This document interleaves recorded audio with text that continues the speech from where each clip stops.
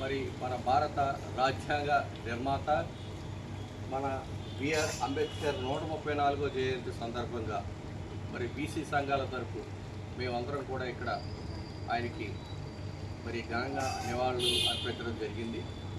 ఈరోజు మరి భారతదేశంలో రాజ్యాంగం ఇంత పటిష్టంగా ఉందంటే దానికి ఆయన పెట్టినటువంటి, ఆయన రాసినటువంటి ఈ రాజ్యాంగమే ముఖ్య కారణం. ఈ రాజ్యాంగం అనుసరించి ఇప్పటికీ కూడా చెక్కు చెదరకుండా మరి భారతదేశం యొక్క మూలాలు ఎక్కడో కూడా కదలకుండా మరి రాజ్యాంగాన్ని అమలు చేయడం అనేది జరుగుతుంది.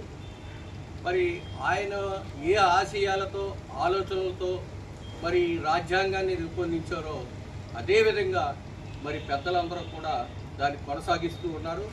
మరి అలాంటి వ్యక్తి ఈరోజు మనం నిజంగా ఈ రాజ్యాంగం లేకపోతే మన వ్యవస్థ ఎంత దారుణంగా ఉండేదో మనం ఒక్కసారి ఊహించుకోవచ్చు. అయినప్పటికీ కూడా స్వార్థపూరితమైన రాజకీయాల్లో ఇంకా ఈ రాజ్యాంగాన్ని పక్కతో పట్టించేటువంటి పరిస్థితులు వస్తున్నాయి.